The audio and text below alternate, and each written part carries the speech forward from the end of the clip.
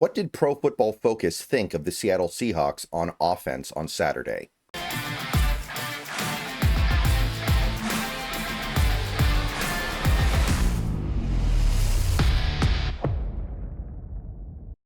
What is going on, good people? Good morning. Happy Monday. We have made it to the start of a new week. Today promises to be, well, I don't want to say promises, but very good chance that it is a very busy day for the Seahawks. They have to get down to their 53-man roster by 1 o'clock tomorrow. So anticipate some real action. And I will talk about whatever happens as the day goes on.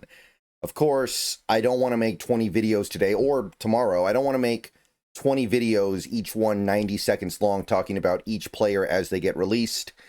So we will probably end up waiting for later in the day for things to build up a little bit, for some actual substantial number of cuts to come through. And then we'll go ahead and talk about it as a group. Probably do the same thing tomorrow. So what we're going to do instead this morning, instead of just kind of like waiting for each cut to come by one, is we're going to go ahead and do the Pro Football Focus review.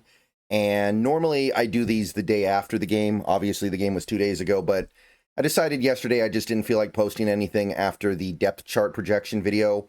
So we're going to go ahead and do it today. And in the afternoon, assuming that we get some action, and I suspect that we will, we'll go ahead and do a roundup of whatever the team gives us. Please click the thumbs up button on this video, subscribe if you're new, click the bell for notifications, become a channel member for $2 a month. Those are the best ways to support the channel. So, Pro Football Focus offense, it's not going to be very good, and it's not hard to figure out why. The offense was bad. The offense was bad, and the players that we most needed to be good were especially bad. And that is a recipe for a bad offensive day. Now, looking at the overall grades, you can definitely find silver linings. And you can find some surprising silver linings as well, I would say. Like Cody White's number 1. That's easy. Cody White, 78 overall, really well graded. That's not surprising. But then you got a guy like Nick Collerup, who seemed relatively anonymous yesterday, getting our second highest offensive grade on 25 snaps. And look at this. Mason Richman, Federico Moranguez, Bryce Cabledew, Amari Kite, a bunch of offensive linemen actually getting graded pretty well. Richmond got almost a 73. Now, most of it was because of his run blocking. His pass blocking score was bad. Moranguez, his pass blocking score was about mediocre. Same with Cabledew, actually a little below average, but still, this is surprising to me. I would not have thought that these offensive linemen would have been graded well in any capacity, other than one really long run from right, which was blocked well, don't get me wrong. The Seahawks did not run the ball very well on Saturday either.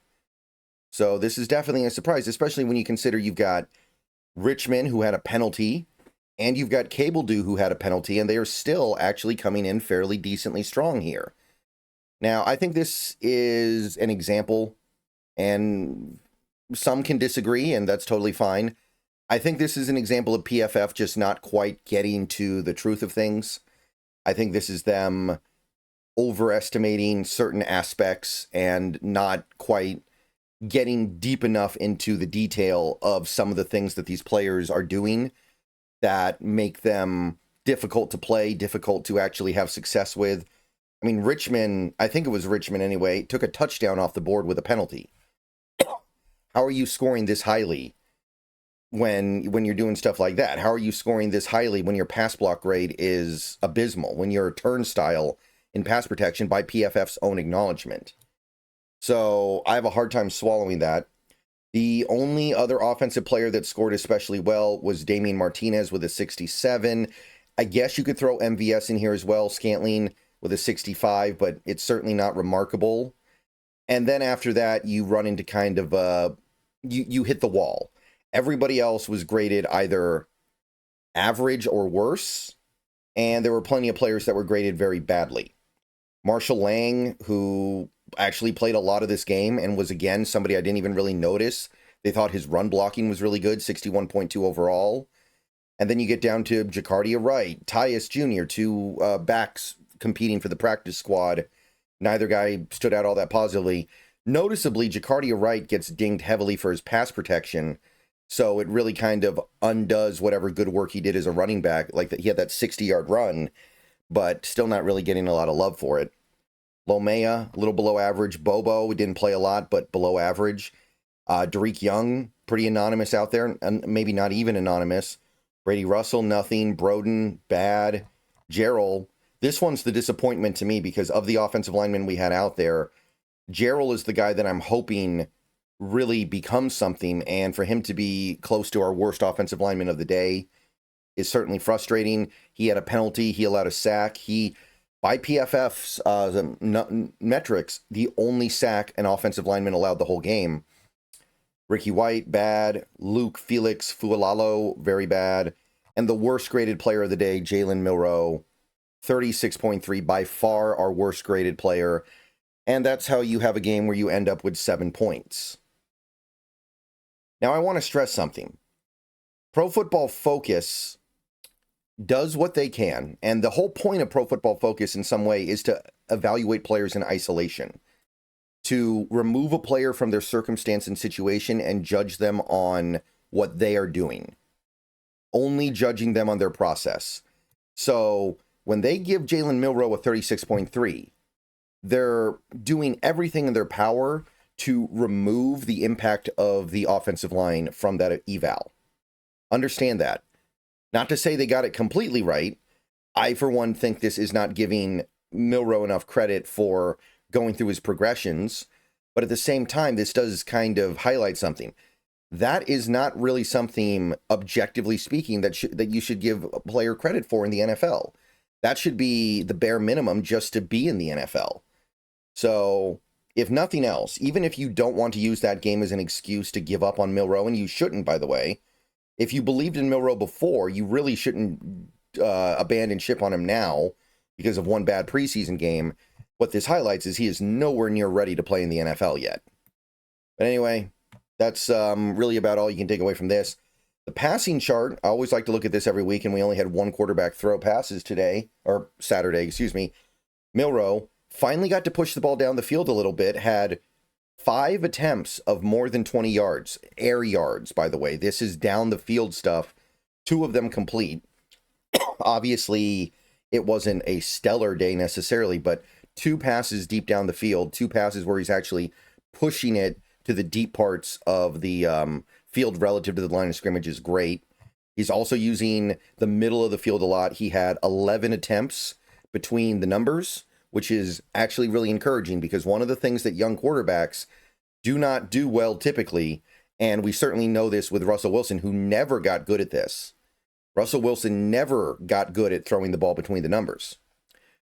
And he still managed to have a really great career here. It's hard to hit the middle of the field for these quarterbacks. That's where turnovers happen. That's where bad things happen. And Milroe's already showing an ability to hit the middle of the field a little bit.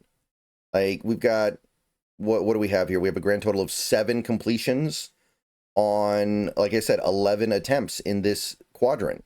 He's using the middle of the field more than he's using the boundaries.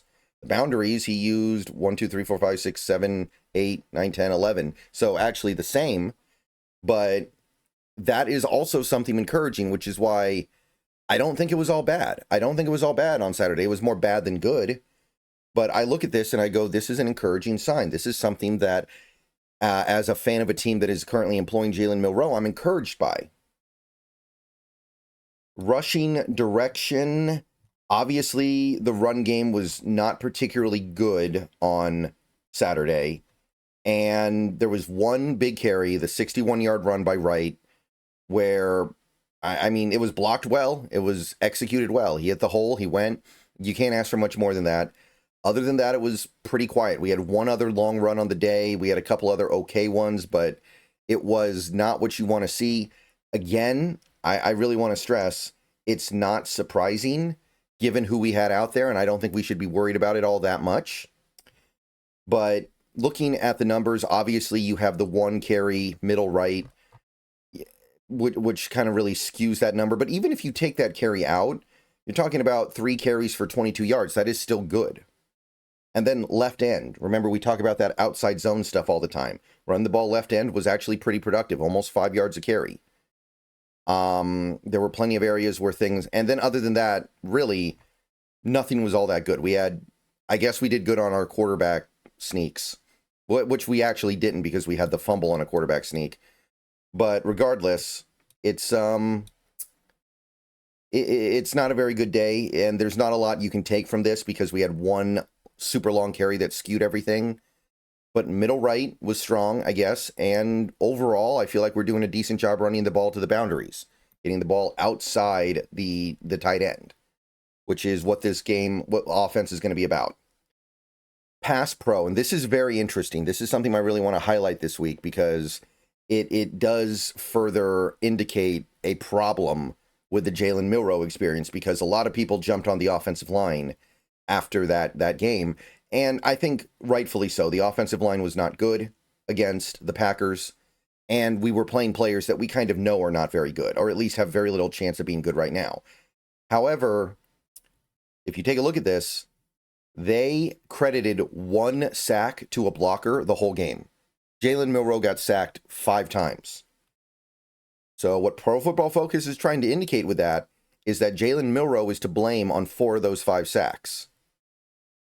And while they do ding some of these players pretty harshly for plays that didn't end in sacks, which I think is the right thing to do, of course, what that tells you is that Milroe is not doing all he can do to avoid the sack. And that's interesting because there are objectively many plays in that Packers game where Milroe avoids a sack that most quarterbacks would have taken. So even with that, they think he's not doing the things he needs to do. Always interesting to get that perspective, and always interesting to remember a lot of people consider sacks to be a quarterback stat, and sometimes they are right. Now, that's not to say that some players didn't get beat up here. Of the players we had that graded well in pass protection, 2 of them were running backs who only had a few reps at pass protection, and one of them was a tight end that had 1 rep in pass protection. The only offensive linemen we had near the top here were Luke Felix Fualalo, who had 9 attempts, and then Amari Kite, who genuinely seemed to have a pretty good day, 1 hurry allowed, graded pretty well. But then after that, it's just kind of a slog, right? Mike Jarrell, I think he gets away with it. I think he gets off easy with the 59.3. He allowed a sack, allowed another hurry, had a penalty. I think he's getting let off pretty easy here personally. Cable Do, 3 hurries allowed, leading the whole team. Nick Collerup doesn't get graded well. It's only 3 attempts anyway, whatever, but he didn't allow anything, I guess. And you can see Richmond, Lomea, both these guys had terrible pass protection grades, pretty much unplayably bad. And which is, again, why is Richmond graded so high overall if he's this bad in pass pro? That doesn't really make any sense to me. I know he only has the 1 hurry, but he does have something of a role in some of those sacks allowed, even if he doesn't get dinged with it specifically. And then Jacardia Wright, obviously the nut low here, he had 1 pass blocking rep and allowed a hurry. So we get a total of 11 pressures allowed on, 26 dropbacks? Yeah, it was a few more than that. It was like close to 30 dropbacks, especially if you include the Milroe scrambles. It was maybe a little over 30. Not super great, but it does highlight the fact that Milroe has his own role in this kind of stuff. Run blocking, again, I'm not really looking to this for pure, raw evaluation of player competency. I mean, you can see why they thought that Richmond had a good game despite his pass protection problems, I guess. And you can see that some other offensive linemen they thought ran block pretty well, which I have mixed feelings on.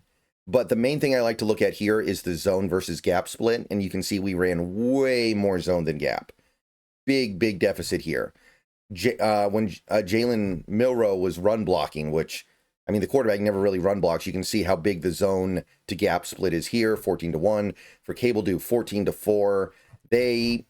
They spammed the zone, and that's obviously the recipe for success for this team. Again, I do wonder if maybe when the season starts, we get to maybe having some games where gap takes over, because gap, I think, is experiencing a resurgence in the current NFL. And last year, when we went to gap a few times, it went very well for us. Gap-based blocking schemes are in some ways good to take advantage of the modern direction of NFL defenses. Okay, that's it for the offense. We'll do the defense in a few hours. See you guys later. Go Hawks.